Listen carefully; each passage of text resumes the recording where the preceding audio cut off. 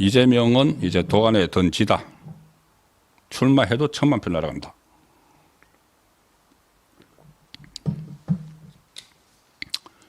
도안에 던집니다. 왜 그런지 지금 상황을 설명을 드리면서 분석을 해보겠습니다. 일단 이재명이 즉시 대통령 후보직에서 사퇴해야 된다. 이 정도면은 사퇴해야 된다. 이재명은 지금 이 상황에서도 자기가 당선되면은 그러니까 한 달 안에 완전히 결론이 안 나와서 자기가 당선되면은 이것을 더 어떻게 하든지 뭐 헌법 84조를 적용을 하든지 헌법 84조를 자기 나름대로 해석을 해서 이 대통령이 되면 모든 재판이 멈춘다. 이렇게 또 주장을 하려고 하겠지만 대법원 판결까지 나왔는데 그렇게는 못합니다. 대법원 판결까지 나와서 파기환송까지 된 사건을 그럼 파기환송 상태에서 5년 동안 그냥 그대로 둔다? 말이 안 되는 거죠. 그래서 이것은 만약에 확정이 안 돼도 만약에 이재명이 만에 하나 당선되면은 바로 대통령직 날아가고 또 대통령 선거 치러야 되는 상황이 오게 됩니다. 그 가능성이 굉장히 높아졌습니다.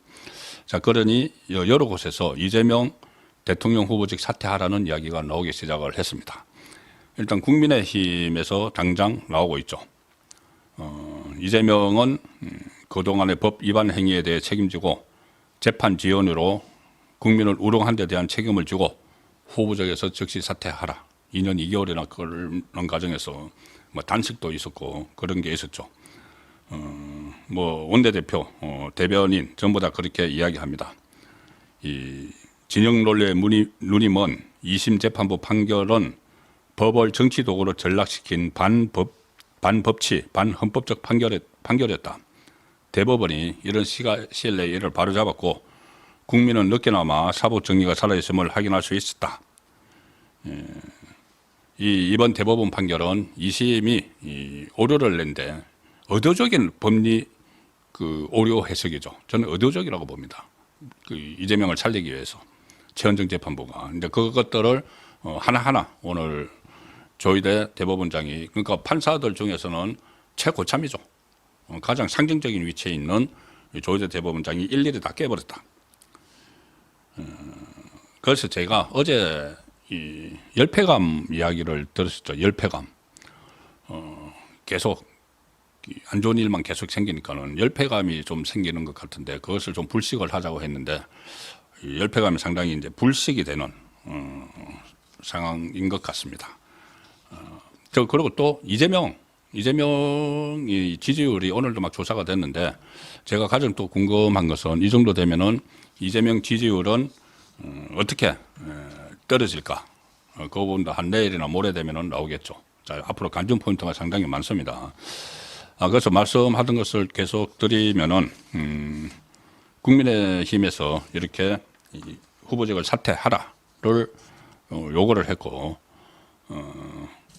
오늘 이낙연 전 총리도 이 정도 되면 후보직을 사퇴해야 된다. 지금 이낙연 전 총리는 한덕수 대행과 빅텐트를 치러가죠.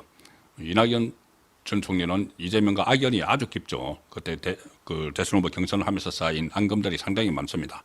그래서 반 이재명 또 개헌 추진을 위한 빅텐트에 들어오려고 하는데 이낙연 전 총리도 후보직을 사퇴하라는 이야기를 했고 자 민주당은 일단 어떻게 발끈하고 있습니다. 조금 전에 이 김병기가 이야기했듯이 이것들 봐라.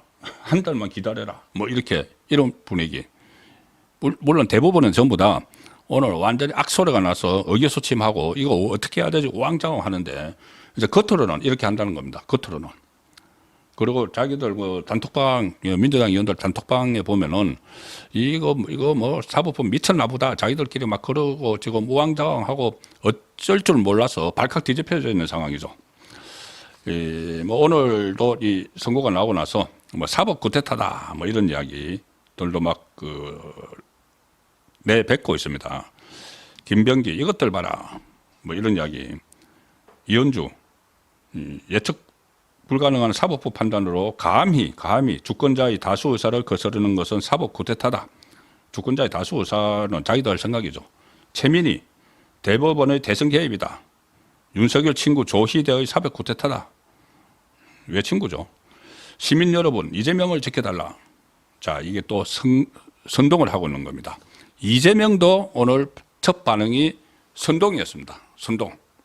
자기 지지층, 개딸을 중심으로 선동에 나서는 그 반응을 내놨습니다.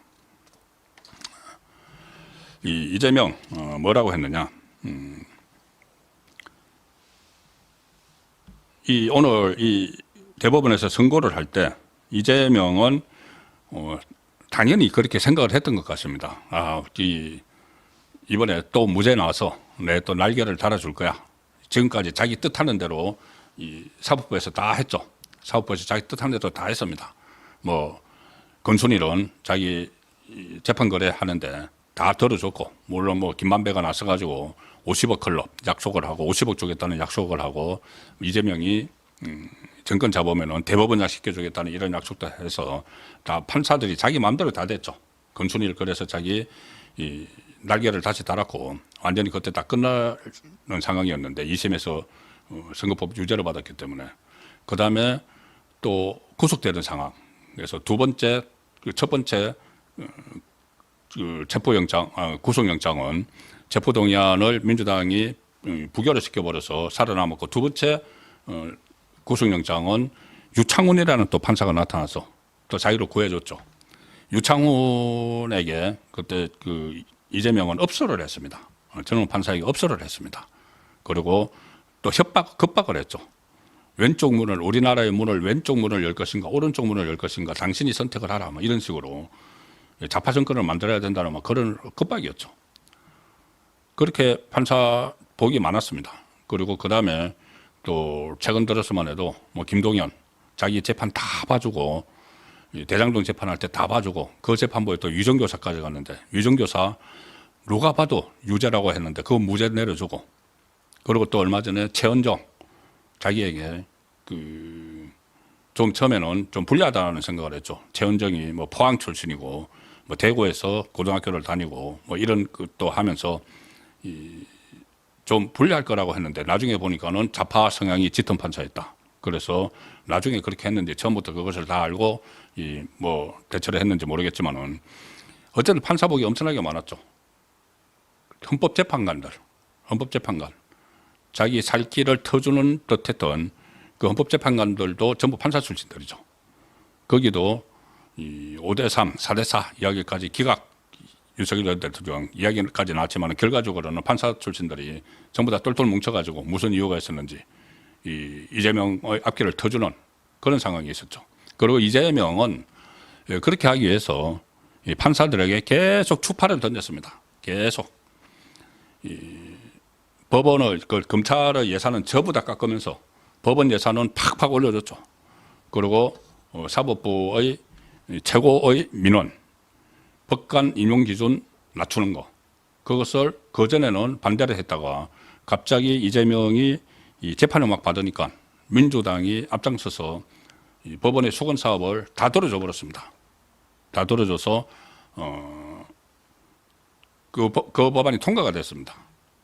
그래서 이 판사들을 그렇게 본인을 이재명을 봐주는가 이 생각까지 들 정도였는데, 오늘 최거봉에 있는 판사들 중에서 최거봉에 있는 조희대 대법원장이 그것을 일거에, 물론 그동안 지나온 것을 뭐 되돌릴 수는 없는 거죠. 되돌릴 수는 없지만 어쨌든 조희대가 이것을 명예를 좀 회복하는 그런 상황이 됐습니다.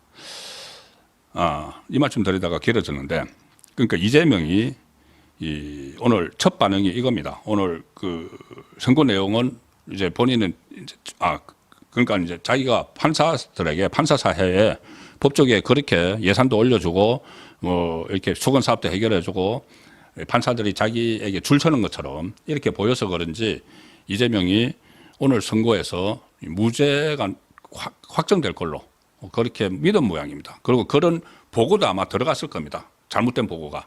박지원이 그런 이야기 했죠. 자기가 3개월 전에 정통한 소식 동역에 3주 전에 정통한 소식 동역에 들었는데 무죄다. 그리고 뭐 박현택을 비롯해서 몇 사람이 그런 이야기를 계속했죠. 이렇게 시기를 빨리 잡은 것은, 선거 시기를 빨리 잡은 것은 면죄부를 빨리 주기 위한 거다. 불확실성을 없애기 위한 거다. 이런 식으로 이제 이재명이 보고를 했겠죠. 그러니까 이재명이 그걸 철석같이 믿었는지 오늘 이 선고가 그 생방송으로 중계됐는데 그것도 안 봤다고 합니다. 보통 정치인들은 대법원 판결 나오면은 그 대법원으로 가죠. 대법원으로 가서 뭐 판결 내용을 가지고 뭐 기자들에게 설명도 하고 뭐 자기 이야기도 하고 많이 하지 않습니까? 그때 뭐 최강욱이나 뭐 막 그 유죄 받을 때도 다 갔다가 자기 변명하고 막 하죠. 그런데 이재명은 가지 않았을 뿐 아니라 TV로 생중계되는 것도 보지 않았습니다. 그 시간에 뭘 했느냐? 선거운동했습니다.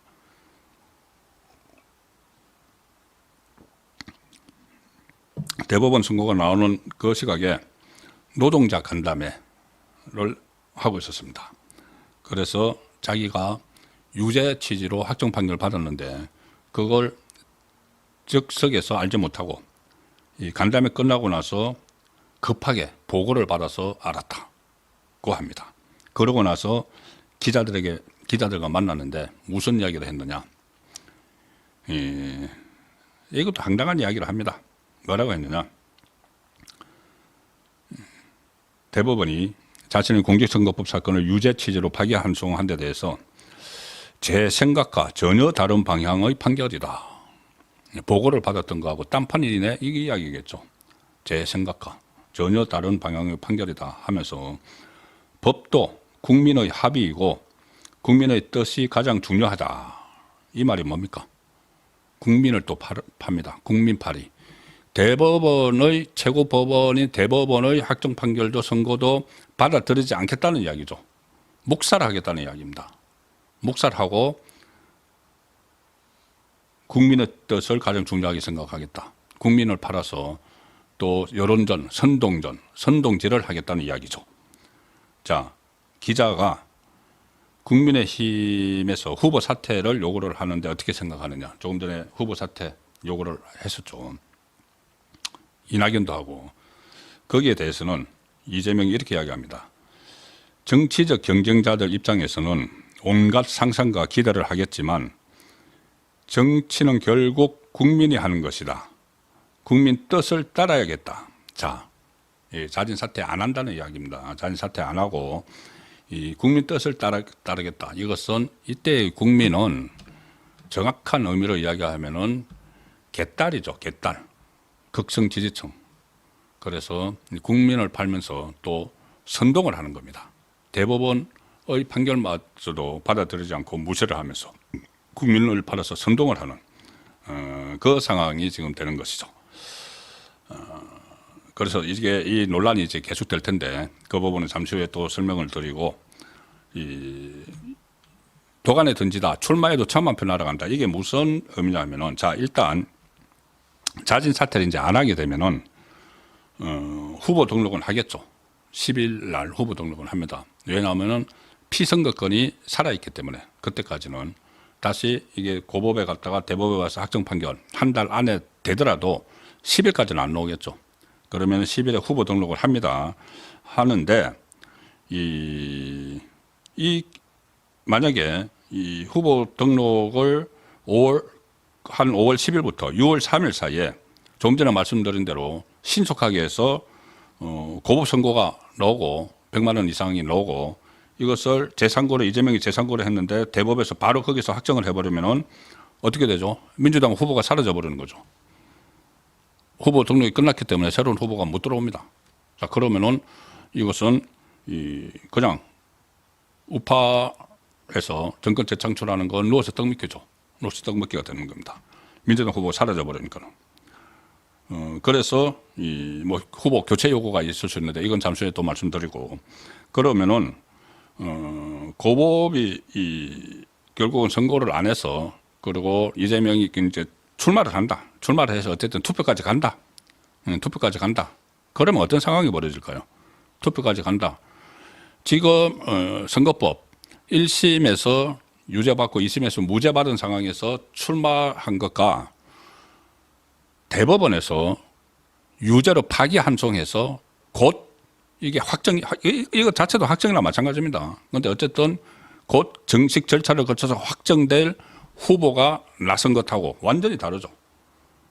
그렇게 나섰어도 이 극성 지지층, 민주당 강성 지지층들은 표를 찍어줄 겁니다. 그 이재명이 만에 하나 대통령이 되고 나면은 다 없애버린다고 생각을 하니까. 그런데 그것은 대법 확정 판결이 나오기 전하고 지금 상황은 완전히 다른 것이죠. 지금 없앨 수가 없습니다. 이 상황에서는. 자, 그러면은 중도층을 중심으로 해서 유권자들은 어떤 선택을 하겠습니까? 이재명 불안해서 못 찍죠. 절대 못 찍습니다. 이재명 찍었다가 한 달 있다가 이 피선거권 박탈돼서 대통령이 날아가 버리면은 선거 또 해야 되는 거죠. 조기 대선 또 해야 됩니다. 자, 그 상황이어서 제가 이 상황에서 이재명이 출마를 강행을 해도 1,000만 표 정도는 날아가 버린다. 그래서 대통령 될 수가 없다. 물론 뭐 이재명은 자기가 되기만 하면 헌법 84조를 적용해서 확정 판결, 최종 확정 판결이 멈춘다 또 이렇게 주장을 하겠지만 대법원에서 이미 한번 대법원까지 올라온 그걸 중단시킬 수는 없는 것이죠. 그리고 아마 이번에 이 심리를 선고를 하면서 헌법 84조에 대한 해석이 나올 거라는 견해도 있었지만은 그 해석은 내려놓지 않았는데 나중에 대법원에서 입장을 밝힐 가능성이 높습니다. 이번에 재판 연구관들 중에서 헌법 담당 연구관들이 한 10명이 투입이 됐죠. 투입이 돼서 지금 검토를 했기 때문에 또 대법원까지 이 사건이 이제 왔다가 잠시 갔기 때문에 당연히 대법원에서 유권 해석을 내리면은 재판이 진행이 된다. 누가 봐도 그 재판 진행되는 건 맞고요. 그 결론까지 내리게 되면은 이재명은 출마를 해도 떨어진다. 그리고 또 특히 지금 국민의힘에서 또 최종 경선이 남아있고 한독수 대행 오늘 사실상 출마 선언을 했죠. 오늘 총리직 사퇴했습니다. 출마 선언을 했죠. 그 상황이면 이재명의 대권 꿈은 이미 사그라드는 단계에 들어갔다. 그렇게 정리를 할 수 있습니다.